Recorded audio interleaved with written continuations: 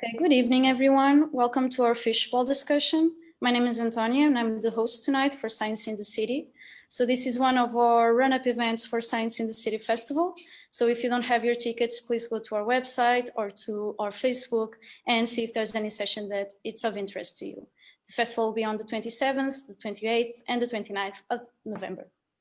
So on our first Fishbowl, we're going to talk about the ethics of euthanasia, and we are with the Malta Law Students Society, a nonprofit organization from the University of Malta that represents law students.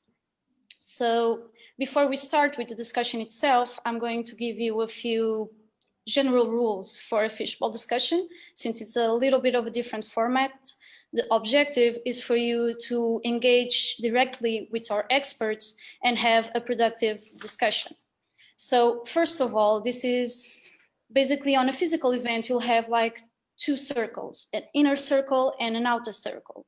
So on a Zoom room, you have the 6 main speakers, active speakers that have their webcams and their mics on. So if you want to participate in the inner circle and discuss, you'll have to turn on your mic and your camera if you feel comfortable. Please note that the event is being live streamed on Facebook, so if you don't feel comfortable, just turn on your mic. So at the same time, there can only be 6 active people on the inner circle, so 6 people discussing.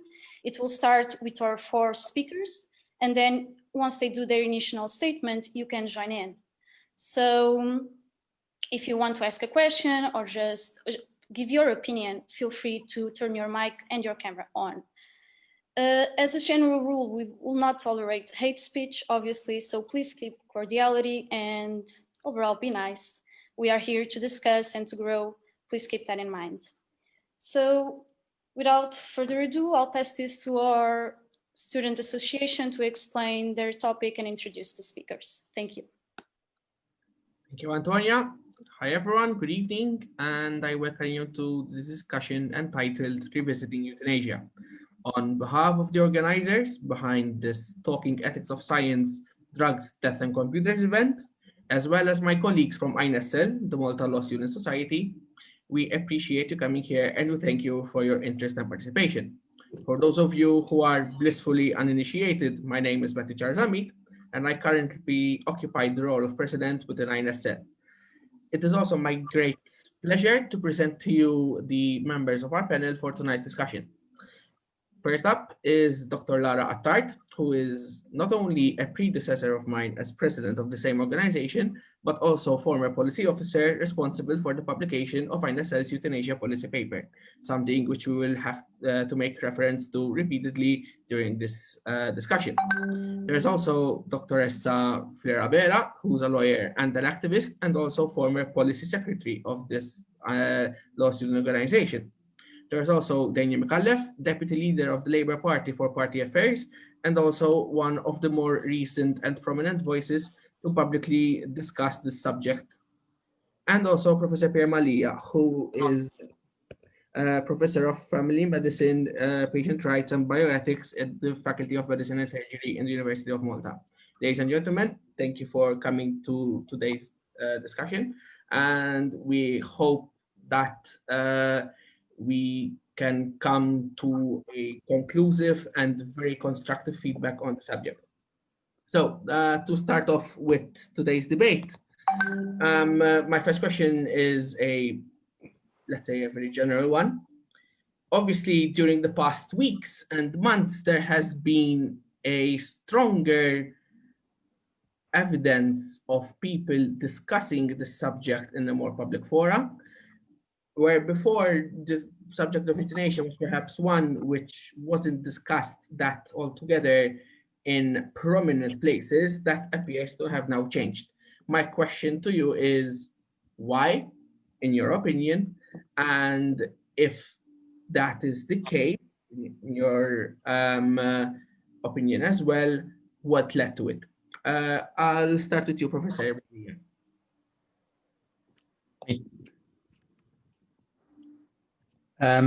Okay, can you hear me? Yes, perfect. It was me to speak, okay. Well, I'm not sure I got your final question. However, euthanasia debate has been going on for some time in Malta, though we didn't have a real public debate on it. Of course, it touches immediately upon the respect for autonomy of individuals. And it's sort of presented as a right that people should have. Now, as an ethicist, even chairing the bioethics committee, I tend to like to sit a bit on the fence, as it were, because it's important for me to understand both sides of the argument. Ethics is not only a feeling, it has to be based on rational thought. So, for example, on one side of the argument, you would say that people have a right to choose if they are ill, whether they want to remain like that. On the other side of the argument, you say, well, even if you have that right, does that mean that you can impose on the medical profession that they ought to provide that kind of service? So one right does not automatically translate into the other. And of course, there is an international body of doctors who would decide that. Now, of course, even within the medical profession, there is a divided debate about euthanasia. But by no means that is established that the medical profession ought to be the the people doing this. In fact, we refer to physician-assisted suicide, as it were, where the physician provides the means, but at the end, it's the patient that touches or takes the lethal dose. On the other hand, when we held certain studies and even television vox pops, as it were, asking people whether they would like euthanasia or not, there seems to be a lot of misconception when you come to ask them, why would you want euthanasia introduced? And the absolute majority would say, well, why should someone die in pain? Or why should someone suffer, as it were? So now these are issues which obviously many people would not know, but have nothing to do with euthanasia. In fact, people ought not to die in pain. So one thing we have to put aside immediately is that people have a right to pain relief if they are in pain, and they have a right, even if the pain is uncontrolled, to palliative sedation. And even if this hastens death, as it were, by a few days. And that is not considered active euthanasia. In fact, even the Catholic Church accepts this. And one can open the catechism and section on euthanasia and actually find that pain relief, even if it hastens death by a few days, is licit. We're speaking about an end-of-life situation here. Again, in an end-of-life situation, a person does not need to receive futile treatment, disproportionate treatment, extraordinary treatment. That is treatment which is simply going to prolong their life or their suffering. So when one recognizes that a person is dying, one ought to discuss what kind of treatment the person is willing to take and move forward on that treatment. Unfortunately, this is not always the case. There are a lot of cultural misconceptions, as it were. So we continue perhaps to feed people by a nasogastric tube or provide drips for hydration. Now that is care, it is ordinary care, but it can become extraordinary. It can cause distress to a dying patient. So that has to be addressed. Something which is, again, not recognized, and we had this in the motor neuron disease patient who had asked in Malta for euthanasia, is the right to refuse life-prolonging treatment. So even if the patient can be given something to prolong his or her life by a few years, the patient has a right to refuse that. We see this commonly in chemotherapy. People decide that they don't want chemotherapy, and they have a right to do that. But then it becomes a bit more difficult for people to say, is this legal? When this life-prolonging treatment is given in hospital. For example, someone with motor neuron disease is losing the ability of his muscles, and at the end of, towards the end, they lose the ability of the respiratory muscles. Therefore, they cannot breathe, and therefore they are put on a respirator. Now, someone can say, look, a respirator for me is an extraordinary measure, and I do not wish to have this measure taken. So please keep me comfortable and just allow me to die. Now that is a right, okay? So and it is a moral right. I'm not speaking about legal rights here. So morally, that is accepted. People have you cannot treat people without their consent, and people have a right to refuse any kind of treatment. They have a right to refuse disproportionate treatment, extraordinary treatment. Now, if you want to know what the Catholic Church says, a person says is obliged to receive ordinary treatment, such as food and water. And that is true. But there comes a point where dying people do not eat or drink. So there comes a point where it can become extraordinary. So it is not the medical profession which decides what is extraordinary, but it is the discussion with the patient and with the family. So the right to refuse is important. The right to pain relief is important. So there is a difference between actually killing someone and allowing someone to die. Now, allowing someone to die is not passive euthanasia. We are simply helping them palliatively, giving them pain relief, giving them the treatment which they wish and which they can tolerate, and allowing them to die in a comfortable way. Unfortunately, palliative care is not as widely available worldwide, even in Europe, even in Malta, as we would like. In fact, a recent study done in Holland has shown that one of the main reasons that people wanted euthanasia was because there wasn't enough palliative care. So people were going to suffer. And once you're not going to provide palliative care, then they say, well, then I have a right to die. And one has to address that problem if one is taking the position against euthanasia. So if you have that position against euthanasia, then of course you ought to provide adequate palliative care. It's interesting, and I'll conclude with this so as not to take too much time. What happened in the UK several years ago? Now, as you know, in the UK, euthanasia is illegal. There was the famous case of Diane Pretty. Diane Pretty had motor neuron disease and she was on a respirator. Again, in the UK, they send people with a respirator at home. So she was living at home. In Malta, we still don't send them at home because it's not a facility which we have yet, at least as far as I know. Up till last year, we didn't have it because we had a case. Anyway, she requested the courts, she petitioned the court to allow her husband to switch off her life support system so that she could die. And she petitioned the court that they would not prosecute against him for killing her. And the court said, no, we cannot do this because euthanasia is illegal. And what you're asking for is termination, an intentional termination of your life. At the same time, there was another patient, Mrs. B, who had a very similar condition. She was also on a respirator. And she as well petitioned the court to not to terminate her life, but petitioned to exert her right to refuse treatment. And there is, of course, the proportionality of not starting treatment, and once you've started treatment, to say, look, I want this treatment stopped.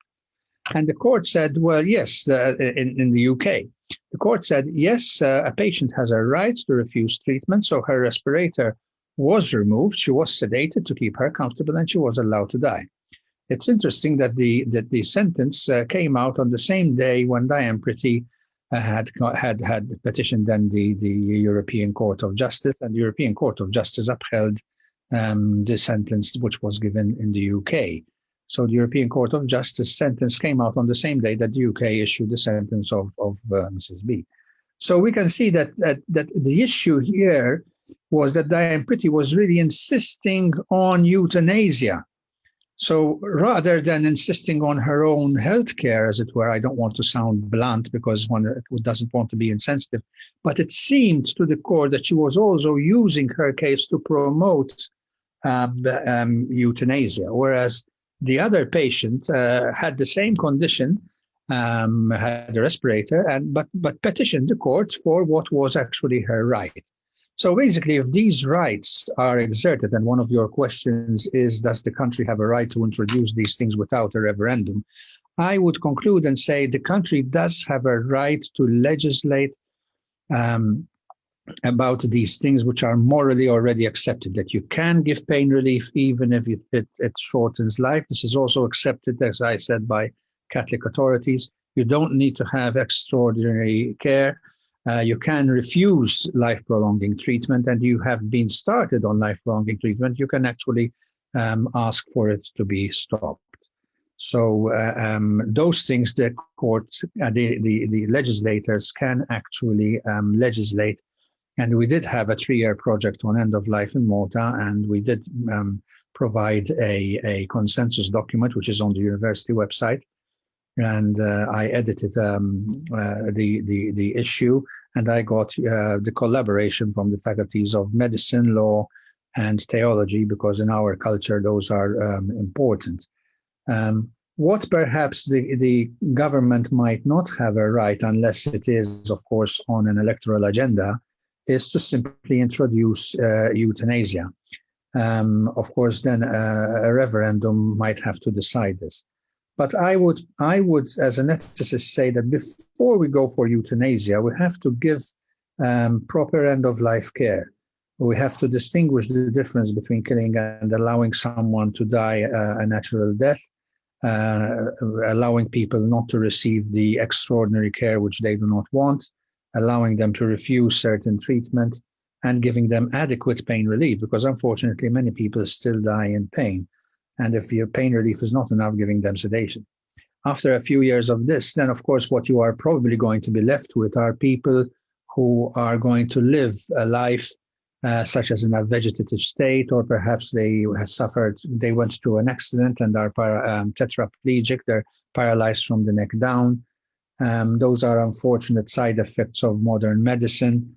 But those would be the people who will be left, as it were, who would be really asking for euthanasia as we would have it. I think at end of life, if a person is already dying, euthanasia, proper palliative care is provided, probably would not be needed, especially if we legislate and remove fears from doctors and nurses that you can give pain relief even if the patient will die sooner, and that you can stop certain treatment even if when stopping that treatment the patient may die. That is not passive euthanasia, because your intention is not to kill the patient. So I would conclude there. I think I've taken enough time for an introduction. Okay. Thank you, Prof. Malia. Now, my next question, perhaps directly asked to Mr. McAuliffe. Mr. McAuliffe, recently you've made headlines as one of the few politicians, shall we say, to publicly discuss the subject and actually talk about it in an open manner. Do you think that this is part of a changing mood in the country, or maybe there's still, or it's just a blip that you're just one person in a sea of many people about it? First of all, it was the first time that I expressed myself publicly, but my opinion has been very strong on the subject for quite a few years. And obviously, you might ask me, why did you decide to speak now about the subject? And the reply is very simple. It's that I took the news item, recent news item from the referendum result of New Zealand, and I decided to express my opinion regarding the topic, given also the decision of the people of New Zealand and the referendum which they had. So my opinion is very strong about the subject based on even personal experiences, which personal experience are not limited just to myself, but unfortunately, basically each family in Malta has experienced patients with terminal illnesses. And what I conclude from what I've seen, what I've read, what I've experienced, and even from what the previous intervention, sorry, I missed the name of the doctor addressing the meeting right before me, is that there is lack of guidance. And if I recall well, there is also an edition of the medical journal in which there is stated explicitly that when it comes to these very sensitive decisions, there is lack of guidance even for doctors, and many a times their decision is based either on their own morals or religious beliefs. And for me, that is not acceptable. That is what I would like to see, that the decision is in the patient's hands. And I'm referring mostly to circumstances where the patient is unfortunately either beyond the position to take certain decisions, or else, I mean, everybody has experienced this, if either directly or indirectly, if treatment is being given just for the sake of prolonging life when it is proven, there is certainty that the patient is terminally ill, that leads to useless suffering. And for me, some people say suffering is part of life. You can express that argument, and in my opinion, that choice should still stand for those who advocate that belief. My belief is different. If there is suffering, useless suffering, leading to death, unfortunately, just the same, I would like the choice to avoid that. If I avail myself of that choice or not, that is a different argument. But to have the comfort that if I end up in certain circumstances, I have that choice and I have the possibility to express my choice even before I end up in such situations, I would really like to think that I will not end up in such situations. But obviously, like any other human being, it could be that I end up in such situations. So whilst I agree that we need to work much more on palliative care to facilitate patients at the end of their life, we also need to introduce legal comfort for medical professions. I don't see the need to force any medical practitioner to practice anything which goes against his will from that end, but there are various means and methods. And also to introduce the concept of a living will, for example, or discuss this concept of a living will, of which treatments I wouldn't like to receive. You read, you hear a lot of stories, even locally. I mean, most of the time, the people around the patient are in denial. Nobody wants to lose their loved ones. However, nobody is experiencing the suffering which the patient is experiencing either. So I think we need to, this is a very sensitive subject and it's always been a taboo, although if there's one certainty in life, unfortunately, for everyone, is death. So that's why I decided to express myself. It's a right which I would like to have. I see it totally as something which must be voluntary. No one should be in a position to impose such decisions on another individual. However, you have circumstances, even if they are sometimes exceptions, where the patient should have access to avail himself or herself of that right. And I think there are various case studies globally which we could look at to safeguard from any forms of abuse. And at the end of the day, even when I discuss the subject, and I am very careful what word to use, I even refused to attend certain TV programs where the aim was to debate the subject. I don't mind debating any subject or discussing any subject, but the aim behind myself expressing my opinion on the subject was not to launch a crusade against those who have a different opinion than mine. And I would like to see a mature debate, even though I recognize that anything I express, given my political position, reflects or can reflect or can be interpreted politically. I really hope that such subjects are not politicized. You have various opinions across the whole political spectrum. And I think the debate goes beyond euthanasia. Various points were mentioned in the previous intervention. But on the other hand, many a times we are going round in circles using different terms when there are points of convergence. So if the aim is of everybody that we don't want anybody suffering uselessly, so that's a point of convergence. Now, if we call it passive euthanasia, we call it active euthanasia, we call it assisted suicide. I mean, what I would really like to discuss and see being discussed is the principle of a patient, an individual, having the right to refuse from going through useless suffering, which will still lead to an inevitable death. That is my main argument on the topic. Thank you, Mr. McAuliffe. Prior to my next question, I would like to remind the members of our Zoom call that if they feel free, if they would like to ask a question, feel free and let us know.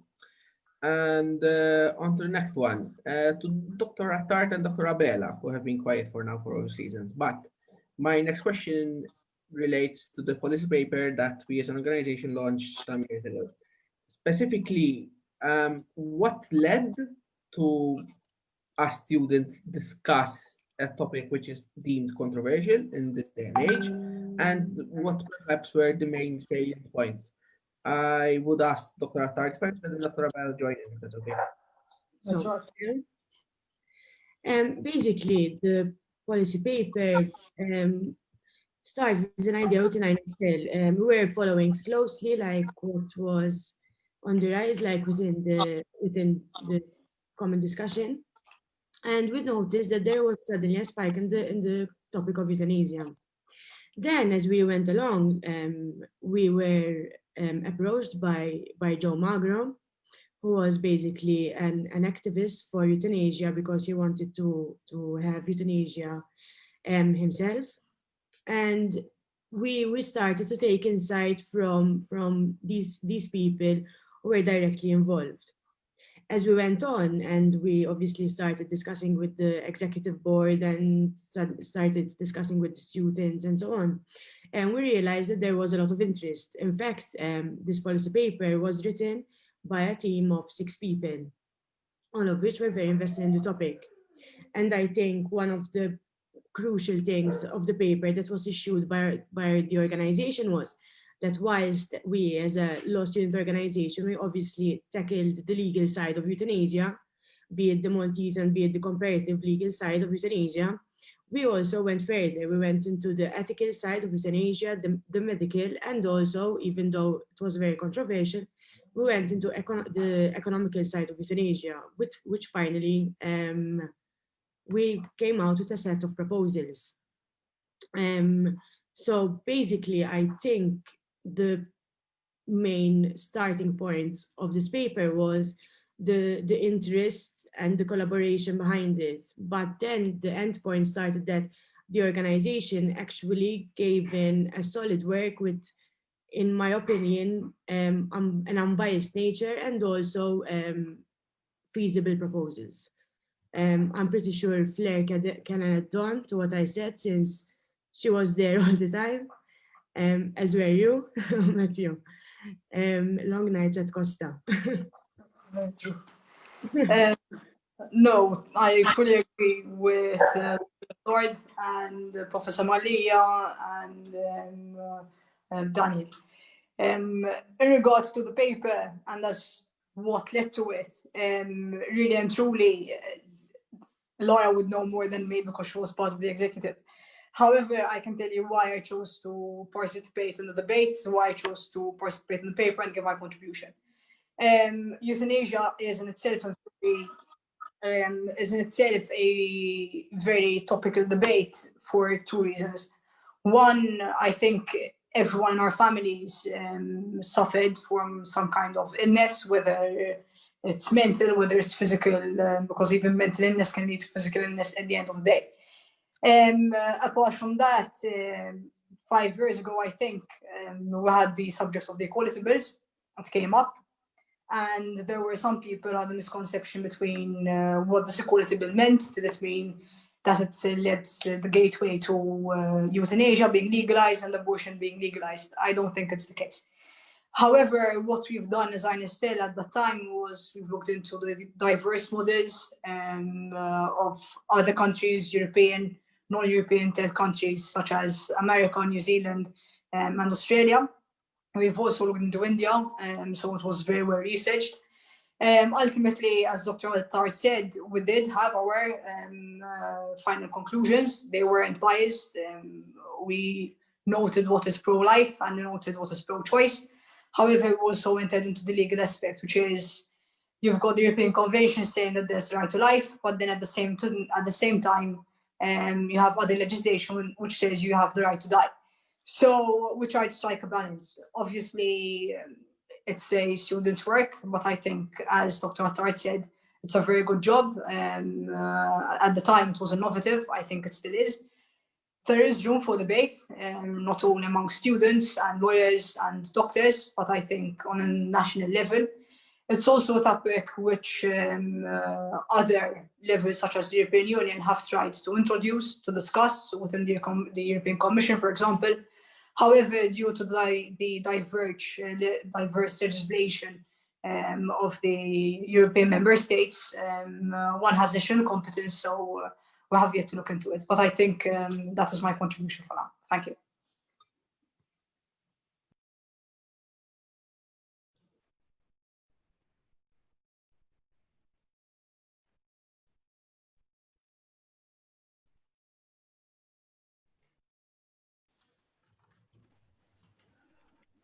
Yeah, you need to switch on the microphone. Didn't hear me before. Hello? You need to switch on the microphone. It's on. It's on. It's on. No, I forget his name. Matthew Child, your microphone is off. Child, your mic is off. Yes, I Okay. apologize for that. My bad. My laptop has decided to become a fryer in the middle of a second. Sorry about that. My mistake. If I were to, first of all, thank you all for your brief points that you saliently made. If I were to ask the people currently in our Zoom call who perhaps have any questions related to this topic, I'm assuming there's Andrew who has just before me who would like to ask something. Andrew? Hi. One question I have is, so obviously, if you're going to introduce euthanasia, there's an element of consent of the patient. But what would happen in a situation where the patient is unable to give consent? And an example which comes up is the Terry Schiavo case in America, which was going up and down the courts for almost 10 years before they finally came to a decision. Well, I'm wondering what the ideal solution to this issue would be. Perhaps Professor Malia or Mr. Becale? I'll start. Okay. Well, usually Terry Schiavo was in a persistent vegetative state, and she ended up in that state following almost 8 years of court proceedings for, I believe, somewhere around 15 or 18 years. I don't remember exactly long time. There was also the problem that her husband wished to stop that treatment, which he considered it to be extraordinary at that point. But of course, he had already a partner now and had 2 children with that partner. And Terry Schiavo's family was arguing that he simply wanted her to die so that he could get married again. And they offered him the money, but he still said no, because it's not fair. But the problem is that there are many other issues involved. And in Terry Schiavo's case, there was no, as in many cases of persistent vegetative state, there was no advance directives. Now, advance directives are not really as straightforward as one would make them out to be. And in countries where they introduce them, they produce a lot of problems. Because I may say one thing today, and then when I'm approaching the end of life, someone can argue that I don't really have the competence to make a decision. And therefore, it would be very difficult to overthrow what I said before. So it's not that simple. And that's why many countries have not adopted, and we're moving towards more advanced care planning as the patient is approaching that. But I think, yeah, those are the true cases. When you have, I think we have, as Dr. McAuliffe, Daniel McAuliffe said, there's a lot of convergence, and so obviously we do not want people who are approaching death to suffer, so they should be given pain relief. And okay, some might refer to them as passive euthanasia or active euthanasia, but I think it's important to point out that the ethical world, the world of bioethics, agrees on this, be it the liberal side or the conservative side, that, and I have to say in our culture, even the Catholic Church, they would agree that that pain relief, even if it hastens death, as I said before, can be given, and people do not need to be given extraordinary treatment to prolong their suffering, simply to prolong their suffering, and people can refuse treatment. So that's a convergence, and we need to focus on that. We need the comfort of the law and the comfort of the local institutions. So I would also appeal to institutions like churches, the Catholic Church, rather than speak out against euthanasia, speak out against these things which are already accepted, and they are there, in the case of the Catholic Church and Catholic Catechism, but also the Muslim Church.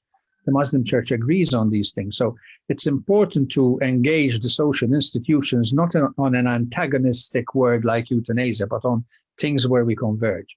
Then we can have a proper discussion on the real euthanasia, all right? On whether it is euthanasia to terminate someone who has been in a persistent vegetative state for 15 years and the brain is completely atrophied, they're not in a minimally conscious state, and whether it is right to allow them to stay in that state because we simply continue to feed them food and water. Or what about people who have a long-standing depression and they say, I don't want to continue living because, I've had a depression all my life. Or someone who has been in an accident and is paralyzed for the rest of his life. I think those are the true cases. In one of my law courses a couple of years ago, someone brought a case from, I believe, the United States of a prisoner who was on death row. And he got depressed and he said, I want euthanasia. I don't remember how the case was resolved, but I believe it was accepted. So, because it was in a state where euthanasia is accepted. I forget the details of the case, but that was the main thing. It was a prisoner who requested euthanasia because he was going to be executed anyway, so he requested euthanasia. So there are many issues, but I think we have to eliminate, because this causes a lot of misconceptions. And I can feel, I was nodding all along when Daniel McAuliffe was speaking, because yes, I agree, and we all agree actually that, we do not need to prolong suffering. But there are two types of suffering. There's one suffering when one is approaching death. And I think we've all, as he correctly said, we've all seen family members or perhaps friends die suffering. We because there isn't the comfort of the law sometimes, to actually give that extra pain relief. I could go on and give so many examples of this. But then there is the suffering of people who are not dying, people who are depressed, people who are paralyzed, or people who cannot give consent. Nowadays, the Local Mental Health Act speaks of capacity rather than competence, because we have to help people communicate, even if they can say yes and no by flicking their eyes. So they're the ability to assimilate, to understand, assimilate, and give a reply. And that does not make them incompetent, so they have capacity. So I think there's a lot of convergence, which has to be agreed upon, but then put aside if one is really to speak about euthanasia and, are we going to accept euthanasia because someone has just given up on life? Does that convert? I mean, we need to understand what is a right. A right is not something, it's not a fantasy. It's not something which exists out there in the universe. A right is given to us, all right, by our own country. And what is the country? The country is the people we elect in parliament.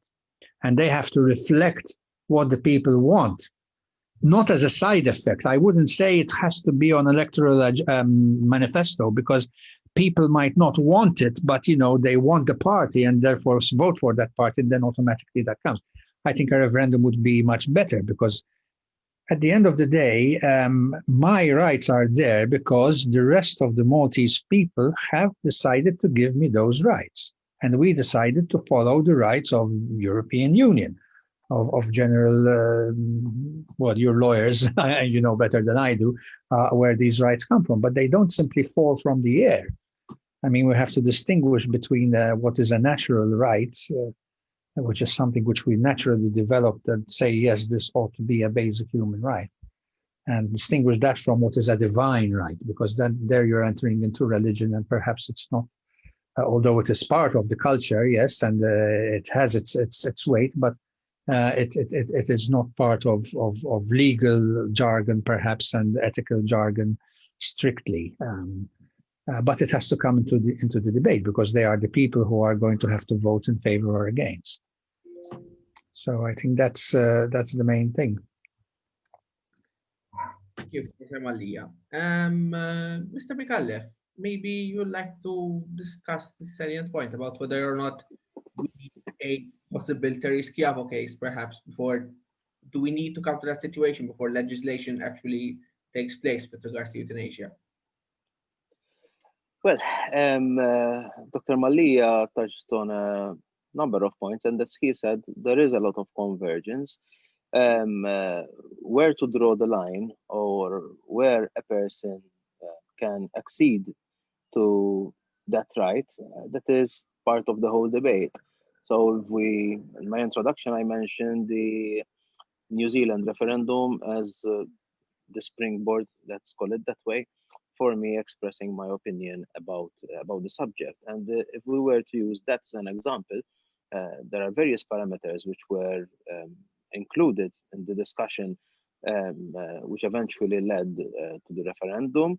And I must point out that most of the activists, and one of the main activists, actually lost his wife a couple of years ago. She was a euthanasia activist, and he continued campaigning for that right even after her death.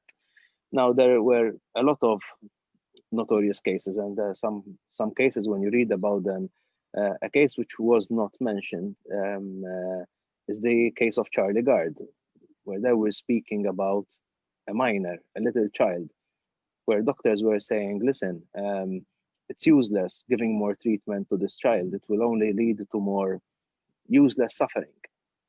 And obviously, and nowadays I understand as a parent, the parents wouldn't have that. And they sought different advice from the US, etc., etc. Anyway, it led to a court case. The little child has since died. But when you read about these very specific cases, you get different views on the subject. If it's a minor, if it's a person who was fully conscious but due to an accident ended up in a vegetative state. You had the case of, I forgot his name, he was an Italian DJ who had a car accident, ended up paralyzed and blind, and he sought to end his life in Switzerland, because in Italy he couldn't avail himself of that right. So the discussion is very, very sensitive. And if we look at the basis of the New Zealand referendum and the law, how it was discussed there, it set specific parameters related to terminal illness, decaying physical ability, and excluded mental health issues and disability from being entitled to avail themselves of such a right. It's quite ironic that Dr. Malia mentioned an example of a person in a country where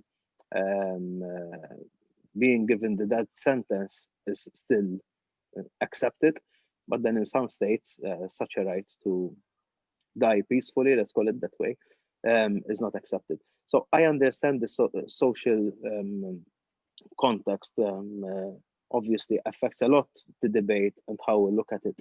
The way we look at that, the way we approach that. In fact, I read a lot of papers and even medical journals, etc. But one of the most interesting reads which I encountered was by a Maltese journalist who recounted her experience of having a relative in Holland who availed herself of this right and how she approached to that day, which for us may seem clinical or nearly not human, but it's just a different way how to look at things. I understand it's a very sensitive debate, and I am and will remain very careful. Dr. Malia mentioned as well, this is not about having antagonistic views being pitted against each other, but there is a lot of convergence, and maybe the word euthanasia maybe drives people off to discuss the topic itself. But the more I discuss the topic, the more I realize, as Dr. Malia himself said, there are a lot of points of convergence between all of us. The topic relating to suffering, which will relate basically, not relate, lead to an inevitable death due to a terminal illness. That is the most typical example.